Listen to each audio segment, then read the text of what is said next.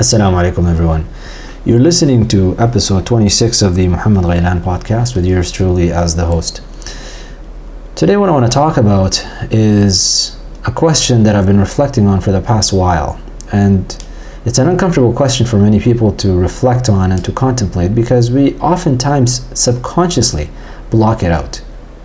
The question is, what level of evil are you capable personally of going to? In other words, what is your capacity for evil? Many of us think of ourselves as fundamentally good people. We don't want to inflict suffering upon anyone. In fact, when we do see suffering and when we do see atrocities taking place, it generates within us a sense of moral outrage. And this sense of moral outrage is really what drives us to speak out against the evil that we see, and we want it to stop. And if we had the means to stop it, we would. We organize, we mobilize, we do all of these things. But that doesn't address the question still. What is it that allowed you to recognize evil as such? This is not a theological question. This is an existential question. If you think about it, architects, for example, when you go, if those of you who have had the pleasure or the honor or the good time of being able to go and visit buildings with architects and see magnificent structures and have the architect explain to you the inner workings of that building that make it stand the way that it does, that gives it the appearance that it does, you would gain a deeper appreciation than our superficial aesthetic. Oh my God, this is amazing, look at this. Many of us, when we see buildings, we just look at, oh, this looks pretty, this looks nice, this is such a beautiful skyline. But an architect doesn't just see that. An architect looks at a building and then can tell you, for this building to stand up the way that it does, for this building to go as high as it does, for this building to look the way that it does, you need these particular materials, you need to build this at a particular angle, you can do it over here. You have to be, they'll even get into the geology of the land itself. Well, they'll tell you that this building could be built here. They initially wanted to build it in this other location, but because of the type of dirt and land and things that are going on over there, and they'll explain to you, and then they'll come back and say, okay, so you have this building like this, so you need this type of material to go through, and for this building to withstand these particular events, they had to do this with the engineering of it, and they'll go into all of these details. And then after they're done, if you understand them, you gain a deeper appreciation of the building that you never had before. And then you find yourself, when you're looking at other buildings, the more you get into this, the more you start to appreciate these little nuances and little subtleties. And so you start to recognize them. But beforehand, what happened? Beforehand, you either just admired it superficially by just looking at it, oh, look, this is amazing, or you just passed by and you didn't even see it because you were too busy on your phone. That's what knowledge of something does to you. You start to recognize it and see it and appreciate it. Look at medicine, for example. I mean, for me personally, as I'm going through my studies right now, and I'm just, having just finished the cardiovascular module for our coursework, just the things that you get through and find out about the heart and how the heart functions and what happens when it goes wrong and how that manifests itself, things that go wrong internally, how they manifest themselves externally, and so you start to learn about signs and symptoms. It's just amazing. So when you go through all of that and then you start to recognize things about it, and everyday so-called mundane activities that we engage in all of a sudden become significant. Because now I'm linking them, like, oh my God, the reason we're able to do this is because this and that are happening at exactly the same time. So that's what's going on. It's amazing. So I have this appreciation for it. And also because you go through anatomy and all of that, so you start to gain an internal, so you start to build this edifice of knowledge about the human body. And that's just one system that I'm talking about here, let alone getting into the respiratory or the nervous. I mean, I did a PhD in neuroscience. So my appreciation for the nervous system and human behavior as it manifests as a correlated with brain function, that's another level, man. And so when I see people, even the way that they walk, you can start to pick on certain signs just from the way that they walk and they do their steps, that you can tell if there's a problem. And that's amazing. The way that people do certain, gymnasts. When I see a gymnast, I appreciate the external manifestation of it. All of these acrobatics. But I'm also at this very same time thinking about all the firing of the neurons that's going on in the cerebellum, that's going on in the motor cortex, and how all of these things are syncing together in the way that they are. It's just amazing. So the appreciation that you gain after you study a subject at any depth becomes richer. And the beauty of it and the awe, inspiration from it, it's just much more. So that's what you get through that. So how do you know what evil is? The reason you know evil and you know what it is, and we all seem to have an equal level of acknowledgement for it, is because we all know it at a deep level. That's a scary thought. To think that you have an awareness of evil to a degree that you're able to put yourself in the shoes of a tyrant. Because that's the only way for you to be able to recognize it. The thing about evil, it's not the action. Many of us think that we are outraged by the action. So we look at the news, we see a terrorist group doing some sort of atrocity. ISIS shocked everybody in the world when they were doing their beheadings, and they're just filming them, their propaganda and doing all of that. And we all are we're outraged. But is our outrage because of the action itself? Is that really what outraged us? Or is it because of what laid behind the action? The fact is, when it comes to the action, many times actions have a neutral status. The action itself is irrelevant. What's really relevant is the context and the intent behind it. To give you an example of this, those of you who study biomedical sciences or have studied medicine, what did you do in your initial years of study? You had to go through an anatomy class. And in the anatomy class, they begin, if it's human anatomy, I'm not talking about like, oh, you got a frog, or you got a little worm, or you got yourself a pig. I mean, I remember in my undergrad, they gave us a pig for our anatomy. No, I'm talking about human anatomy, and you study actual human anatomy. So there's these programs where people can donate their bodies after they pass away, and they just tell them you could sign it. Just like organ donation, you could do a body donation, whole body donation for the sake of medical education or for the sake of science education, public education. And your body will go through a processing thing, so it's a lengthy process that could oftentimes take up to a year, so that it's prepared by professional dissectors, and they have special solutions that they pump into it so that they can preserve it from degrading. So the students, when they get to it in a year's time or a year and a half's time, they're able to study it and poke and prod and for it to withstand the studies that medical students have to do. What's interesting about this is that you go into your anatomy lab and you go through the preparatory parts, right? You do your tutorial, you do your quizzes about it, you understand the ethics behind it. You are told time and time again that you have to respect the cadavers, you have to treat them with dignity, you cannot defile them. These are specimens that were generously donated to us by these people who decided that they wanted to give to the world one final act, after they pass away. So you go through that. What's interesting about it is that when you go into the lab and you get warned, if you feel woozy, sit down, get on the ground, don't fall and hit your head. And then they introduce you to the bodies, which we euphemistically call it cadavers and specimens. But if you really think about it, these were actual people. A year and a half ago, 2 years ago, this guy and that lady were walking around having coffee probably somewhere. And now they're on a dissection table. And depending on what you're covering, let's say you're covering the arteries, the veins and the arteries of the head and the neck. So what do you get?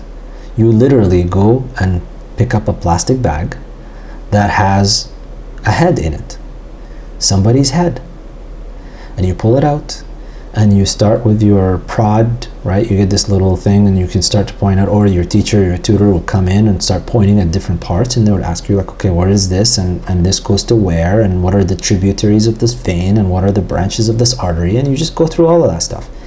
And at the time that you're going through it, you're not thinking, oh my God, this was a human being and they were beheaded. And you don't think about any of that stuff. You're thinking, I'm studying the arteries of the vein and the neck and the head. That's what the arteries and veins of the head and the neck. That's what I'm studying. So I'm going through that. And what's amazing about this is, if you look at the action itself, isolated from context, it's not really that different in itself, without the context, without the consent, without all of that stuff that we're talking about. Just the action of literally slicing someone's head off of their body. There is no judgment that you can cast upon it. You always need the context for you to evaluate this action as an action of good or an action of evil. Now, knowing that this is done for the sake of medical education, you as an individual, when you hear about this, if you didn't know about it, you might be a little bit appalled right now. You might be just like, oh my God, I can't believe this is what's going on in these medical schools. It's happening across the West. Now, across the world, in fact. Not only now that you understand it and you see the value in it for medical education, if you think about it deeply enough, you will realize that not only do you understand it, you also expect it. No, you even require it. Because the last thing you want is to have an individual, somebody with a medical degree who has never seen a human body or practiced to understand where the arteries are, where the veins are, where the major ones are, what the function of each one is, what roles they play in the circulation, so that when they do operate on you for any reason, God forbid you have some sort of trauma or need some medical attention for any reason, you don't want to be the first person this doctor has ever seen that they can practice on. You want this doctor to be proficient enough, to have practiced enough, so that when they come to you, they're not going to nick the wrong artery. They're not going to cut a nerve that you absolutely need. So now all of a sudden you require that. And you're not so much appalled by it, you understand it. I'll give you another bit, which might trip you out if you hear about. Science World has this exhibit that travels around from time to time, and it's a tour. And I'm sure many of you have seen it or heard about it if haven't gone to it, directly. And it's called Bodyworks. What happens in Bodyworks is that you go in. I remember when they came to my town, I went in when you go through the first gates after you get your tickets. To the right, there was a body that was put up on a platform, standing. And this body was just the musculoskeletal structure. So it's just the muscles. Now this was a real person, by the way. Again, somebody who signed off their body to donate it to science. Now you look at this body and you're marveling. Oh my goodness, this is so magnificent. Look at all these muscles and how they're connecting with each other and what the functions of them are. And then you go and you look at your card right in front of the platform, and it tells you something about the musculoskeletal structure and the muscular system. And not only that, you say, like, if you go in with your family, your spouse, your kids, it's like, oh, the kids, come here, Abdullah, come in, Fatma, come take a look at this. And you're showing to kids, like I'm talking, it was just amazing to watch, parents with their 5 and 6-year-old kids telling them to come in and look at that, and they're seeing all of this and they're reading about it. And then you proceed inside and you go into the glass encasings and you see the vascular structure that's been isolated from the body. You see the nervous system structure that's been isolated from, and the nervous system structure is amazing to see, because what they have is literally like 2 eyes, because the eyes are your only part of the central nervous system that you see, and then you have the eyes connected to the brain, and then you have the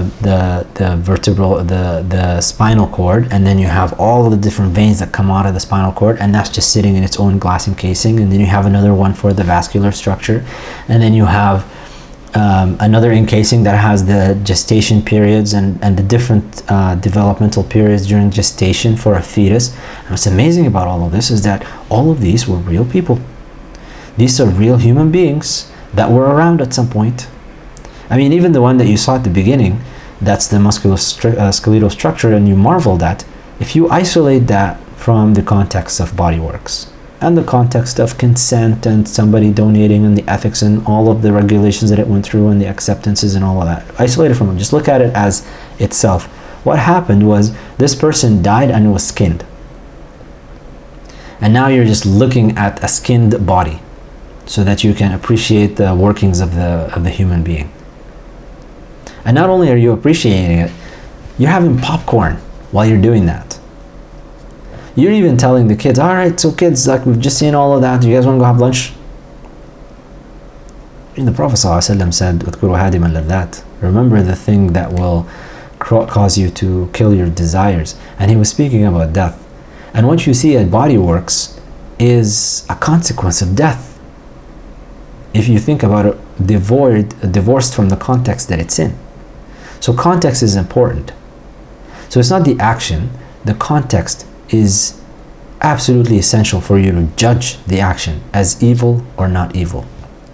Now, there was something that, and I bring this up about context and reasoning about it, is because of something that Jonathan A.C. Brown brought up in his book, Misquoting Muhammad. He has a section where he talks about reason and the role of reason. And he has a very poignant section in it, where part of it, where he talks about how reason is linked, absolutely linked to the environment that you're in, so that it ends up justifying or accepting things or coming to conclusions based on the contextual circumstances.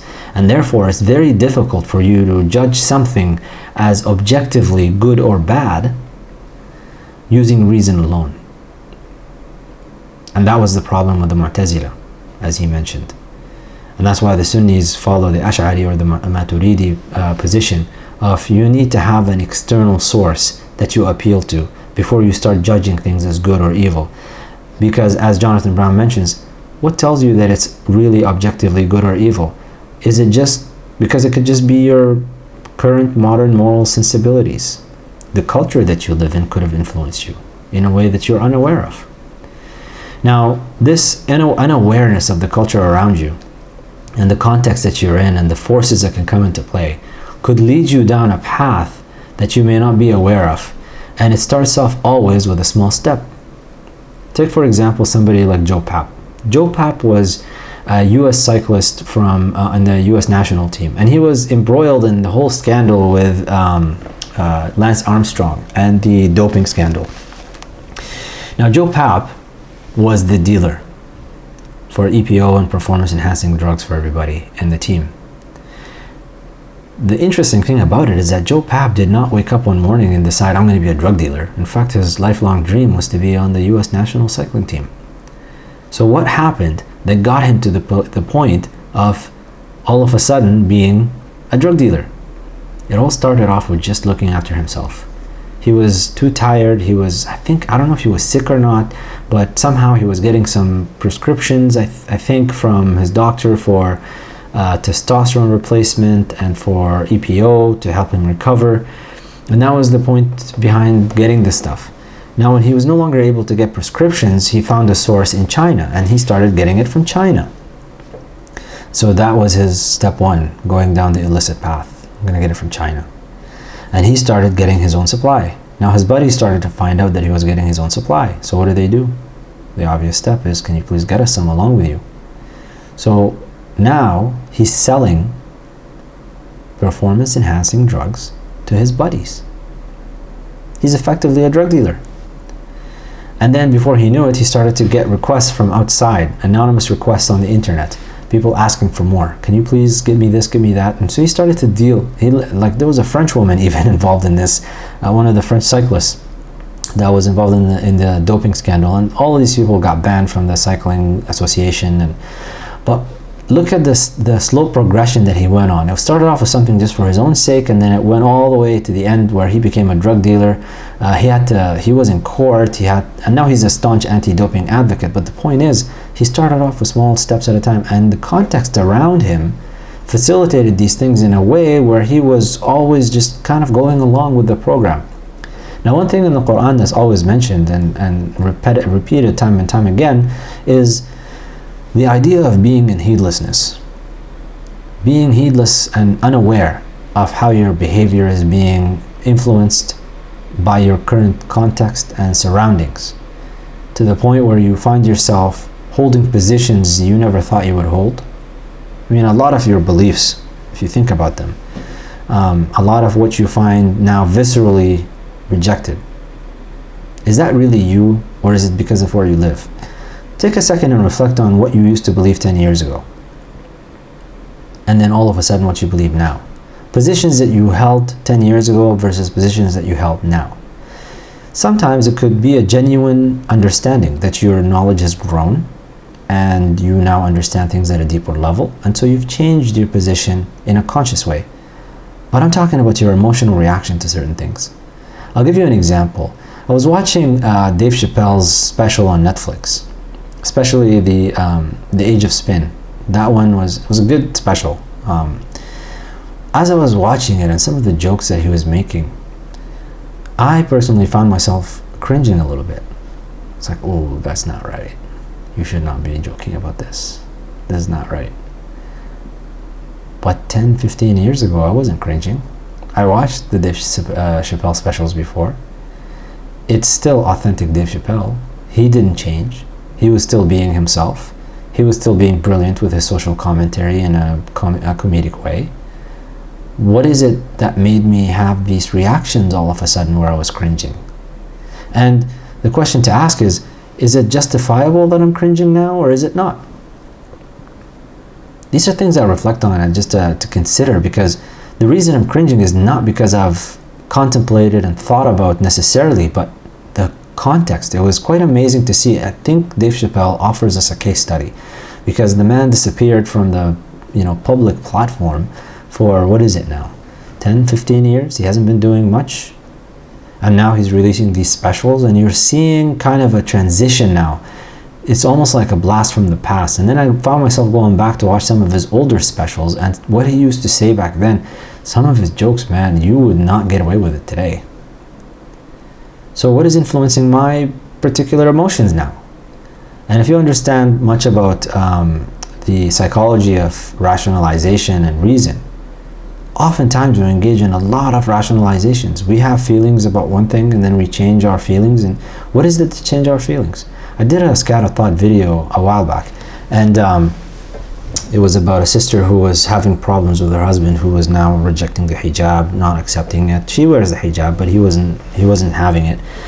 He doesn't like it, and he was questioning the validity of it in the Quran. And this is despite him being a practicing brother who used to, they met and they've been together for a long time. This is somebody who views himself as devout, religiously speaking. What is it that is getting somebody who's devout, religiously speaking, to all of a sudden question something that comes in a surah that begins with Suratun anzalnaha wa faradnaha? This is a surah, this is a chapter that we have revealed and we have made obligatory. The verses on the hijab are in 2 surahs. This is one of them. So why is he having these questions? Motivational reasoning is a very powerful force. If you don't understand your context and what could be influencing you, you're going to behave in ways that you might find yourself surprised at. There's some studies from the 1960s and the 1970s that looked at this. And they're quite famous studies. There's like the Milgram study, and there's the Stanford prison experiment. And these 2 studies are quite amazing. I mean, the Milgram study is where they studied the effect of authority on personal behavior. If there is a conflict between authority and your personal conscientiousness, which one will give way? Oftentimes, authority will win, and your personal conscientiousness will take the back seat. Stanley Milgram, back in the 60s, he was interested. The reason he did the study, maybe I should tell you about the study. Stanley Milgram was a psychologist from Yale University, and he wanted to do a study about a question he found himself asking after the Nuremberg trials. The Nuremberg trials were the trials done to persecute or to prosecute the Nazi officials who orchestrated the Nazi Holocaust. So they've committed all of these genocides. Now that we've caught them, they're accused of war crimes. Let's go through the court system. When they had their chance to defend themselves, many of them oftentimes responded with, "We were just following orders." Now, this defense was not accepted ultimately, but it got Stanley Milgram wondering, like, well, even though it's not accepted, these people, this defense keeps coming up time and time again. What is it about we were just following orders? Is there something about authority that makes us negate our personal conscientiousness, our personal agency? So he designed an experiment where he had 40 guys come in. They were between the ages of 20 and 50 years old, and they were all from different backgrounds. So he had a good mix of kind of a representative sample of the population, if you will. And he had them come in, and he told them, listen, we have an experiment about learning. We're going to put you in this room with an experimenter. And this experimenter is wearing a lab coat, a gray lab coat. And what the subjects didn't know was that the experimenter was an actor. It was a confederate of Stanley Milgram. But they didn't know that. They thought this was a real person who's got some authority. And in the other room, we have Mr. Wallace. And Mr. Wallace was the student. And you are the teacher. You, the participant who volunteered your time today, thank you so much. You're going to be the teacher. Mr. Wallace is going to be hooked up to electric rods. And he's going to sit on a chair, and he's going to learn a list of paired words. So I'm going to give him a list of words that, like chair, apple. This is a paired word. Car, carpet. If I give you table, tissue. So I give you these paired words, and then what you're going to do after a period of time of Mr. Wallace learning these words, you're going to ask Mr. Wallace, you're going to ask him what is paired with the word chair, and you're going to give him 4 options. And if Mr. Wallace answers the question correctly, that's good, you move on to the next thing. If Mr. Wallace answers it mistakenly, you're going to give Mr. Wallace a slight shock. And so in the room where the experimenter and the teacher were sitting, there was an electric shock generator, and it had all of these switches that started off with 15 volts, and it had written under it slight voltage, slight shock, and then it went up to 300 volts where it had severe shock, and then 450 volts where it was just a triple X, like this is deadly force. What the volunteers didn't know was that Mr. Wallace was an actor also, and Mr. Wallace was going to deliberately answer the questions wrong many times. And also what they didn't know was that the shock generator was not real either. So there was no shock. But Mr. Wallace was going to act as if he was getting a real shock. He was going to scream and holler when it gets really intense. But they didn't know that. They just went ahead with it and said, fine, we're going to go ahead and see what we can do. So they started asking Mr. Wallace. Mr. Wallace would get the questions wrong so many times. And it starts out with the 15 volts, give him a shock. Oh, this is uncomfortable. And then it goes up, up, and up, and up. And it gets to the point where Mr. Wallace is basically begging and pleading for them to stop. Now, at that point, now the experiment begins. When they decide to stop on their own accords, the experimenter would tell them, I want you to continue going. So they would say, please proceed. And then if they would proceed, they would just let them go on. But then they would get to another point where they would want to stop, because Mr. Wallace was begging and pleading and hollering and screaming. So the experimenter would say, the experiment requires you to continue going. You must go. It is absolutely essential that you continue going. There was like 4 prompts in this experiment that they had to continue doing. And that's when they were testing. What is the threshold? Will these people continue shocking this individual or not? Now, before they did this experiment, Stanley Milgram asked a bunch of psychiatrists in a survey, what do you think is the percentage of people in the study who would go all the way to 450 volts? The answer came back was 1%, because that is the prevalence of psychopaths in society. And we would not expect people who just volunteered their time to come in for a psychology experiment to go all the way to 450 unless someone was a psychopath. And we expect that you would only get 1% of them. So realistically speaking, none of them should have gone to 450 volts. And if at most you should have maybe one person to go up to 300 volts. What were the findings though? What ended up coming out at the end was quite shocking. 2/3, 2 out of every 3 of the teacher participants, these are the volunteers that came in, went all the way to 450 volts. That's incredible if you think about it. If you're sitting on a bus right now, on a train, or if you're driving in a car, look to your left, look to your right.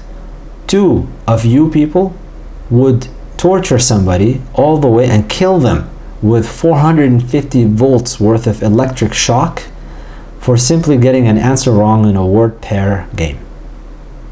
2 out of every 3. And every single one of them, all 40 of the participants, went to 300 volts. So they went to severe shock. In other words, they would torture. So just about everyone, if they're placed in a position where they're in a context that they have authority over them, that is an official authority, just about everyone would go to the extent of torturing an innocent human being. And 2 out of every 3 people would go as far as killing them. You know what the implication of this is? Most of us, if we lived in Nazi Germany, we would be Nazis. I mean, if you think about it, how could a government go and start these Holocaust camps if it wasn't with the support of a population? And what's amazing about this is that the population on a whole, they weren't all indoctrinated by Nazi ideology. Many of the people who participated in this were not indoctrinated. They just went along and they said, hey, we were just following orders. And they committed levels of evil that are unprecedented. Truly. I mean, that's millions of people being incinerated for no reason other than they didn't fit a particular shape, form, mold that the Nazis had in mind. So that experiment, it was repeated 18 times. Even though it started with 40 people, by the time Milgram finished, he had over 600 people tested on this, and he did different variations to see what were the most significant factors. And he found that some of the most significant factors included the context. So the fact that it was done at a Yale psychology lab, this official sounding place, was really important. And secondly, the lab coat. Having the authority figure look like an authority figure was also significantly important. Now, does this replicate in the real world? I mean, if we're going to say that 2 out of every 3 people is willing to literally torture innocent human beings for the sake of a task that they're commanded to follow by an authority, what do we expect in the real world? There is another set of experiment, I think it's called the Hoffman or something like that, nurse experiment. This psychiatrist, Charles Hoffman, I think his name is, he went after he took this study, the Milgram experiment, and he wanted to go in the real world. And what he did in the real world is he called up a bunch of hospitals on 22 different occasions, and he had a Dr. Smith, so this is an actor, call and ask the nurse if they had a particular drug. And if they had that drug, it was in the drug label, it would be pretty obvious that the maximum dosage on the drug is 10 milligrams.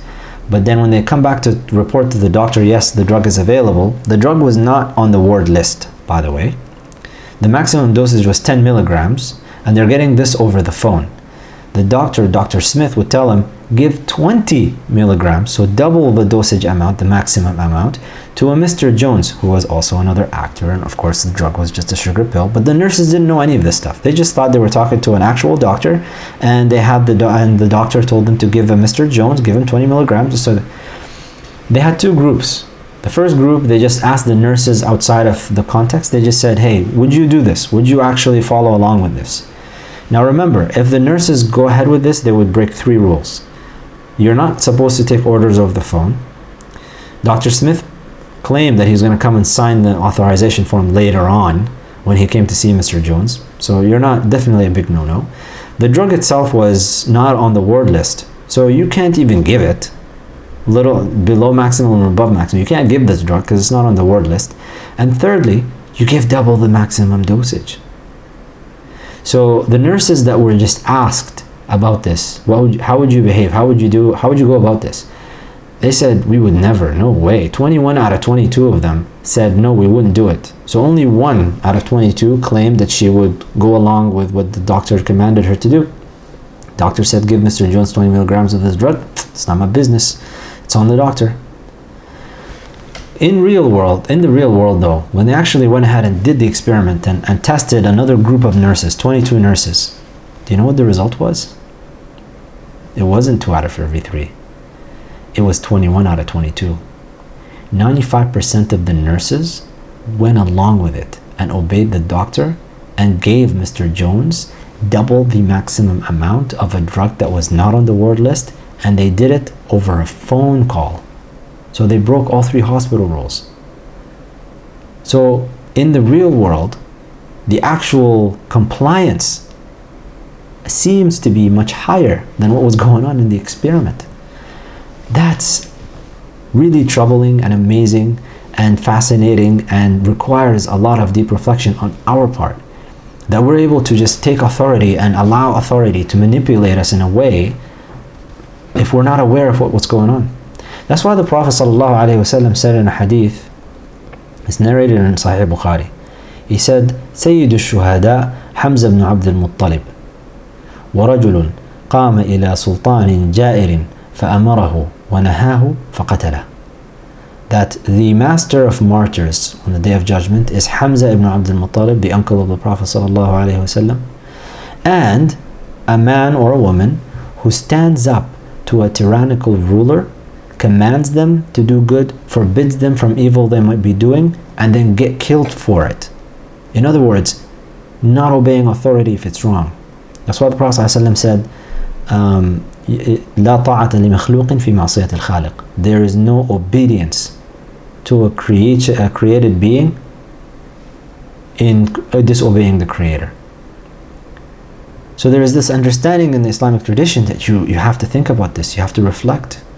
You can't just follow authority blindly. And it doesn't matter what the authority is. An important aspect of the study for Milgram was the uniform and the context. This authority could be somebody wearing a turban in a masjid. And you have to say no if it's wrong.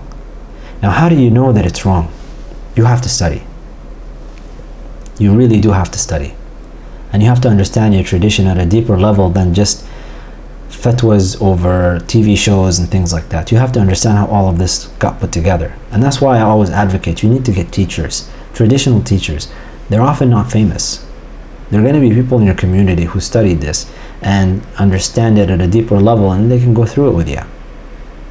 But there has to come a point where you, and this teacher, people ask like, well, how do I know a good teacher? The teacher has to respect your intellect as well. They cannot expect from you to have unquestioned obedience, that you just have to do as they say. And that's why I don't like the business with tariqas and complete submission to a sheikh. You should never have that. Allah subhanahu wa ta'ala is going to take you into account for your own actions, and you're not going to be able to point at your sheikh and say, I was commanded to do that. This understanding is in the Islamic tradition as well. Now, there's another danger here with regards to situations, because I believe it was Philip Zimbardo. He did the Stanford prison experiment, and I don't want to make this episode too long. I just already talked enough about one experiment.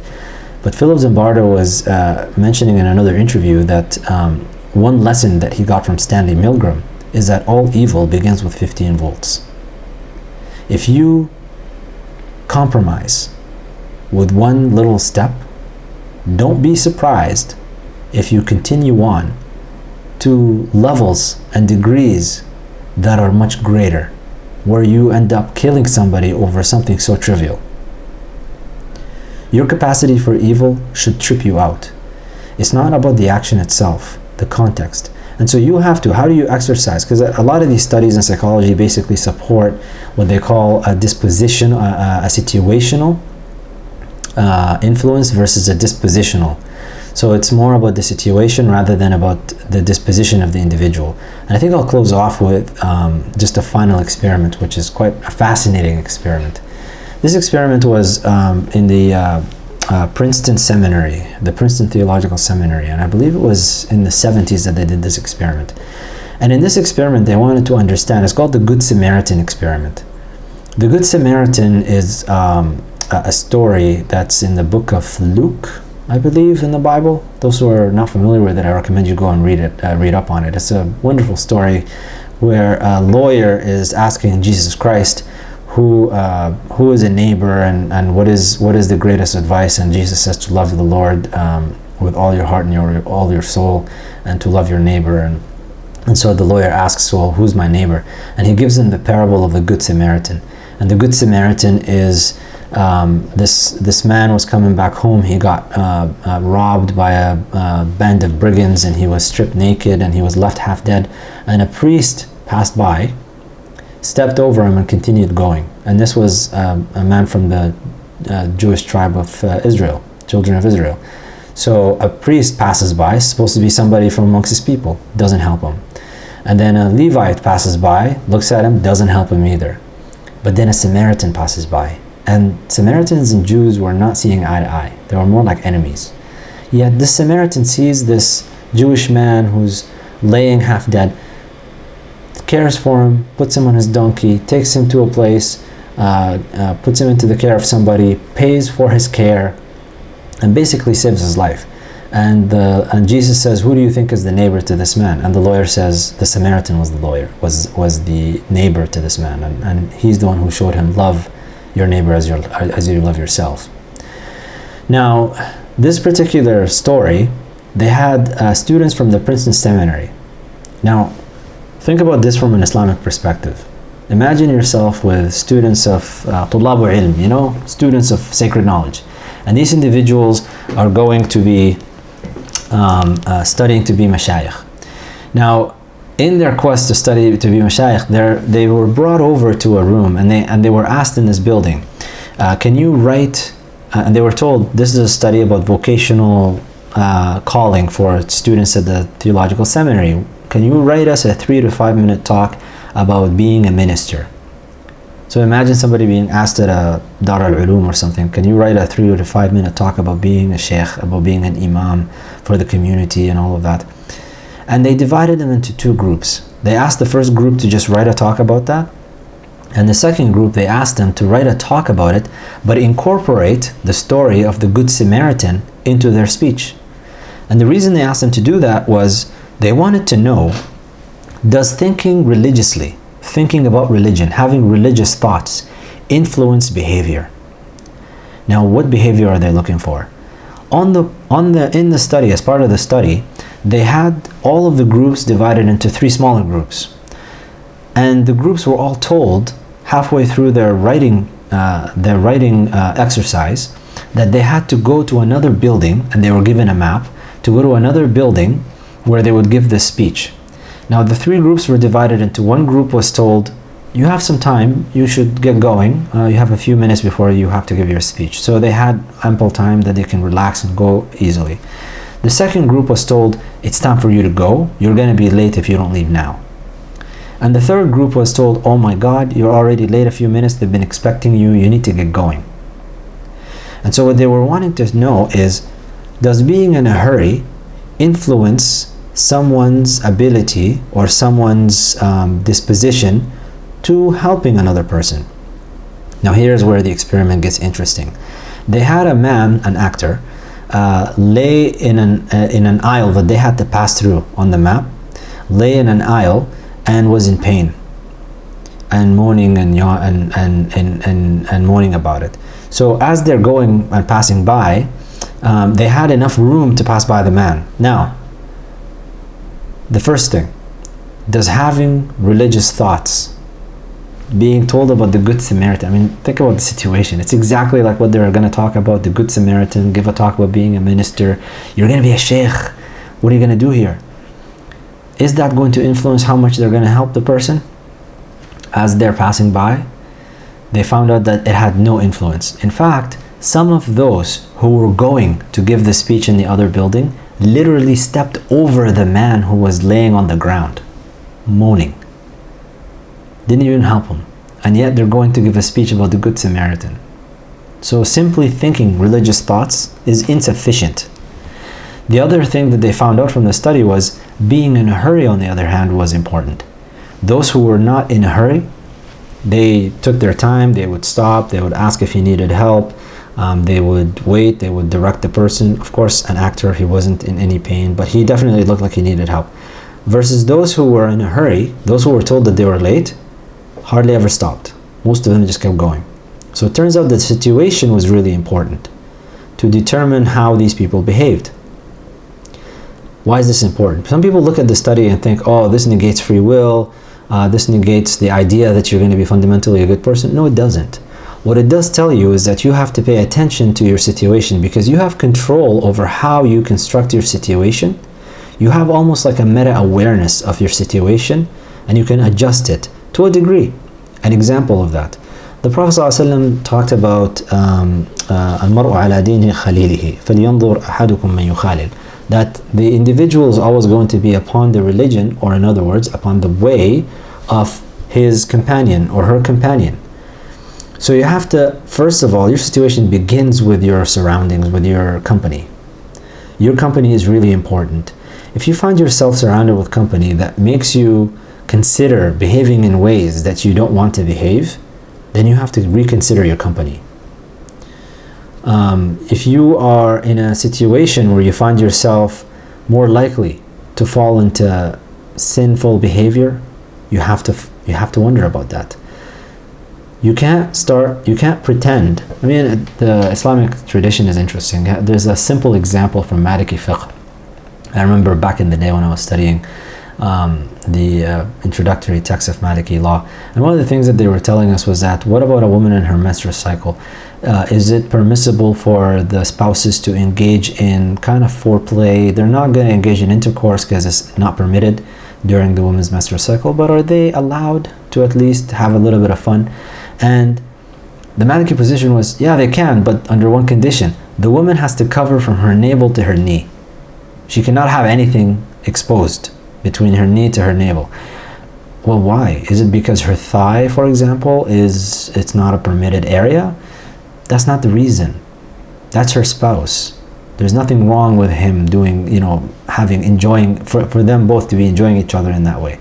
But if she's during her menstrual cycle, and if you open up the gate of them getting close to the part of actually engaging in intercourse, what's going to end up happening is that the man and the woman might lose their minds. They're not going to be in total conscious awareness of themselves, and in the heat of the moment, they could engage in an impermissible act.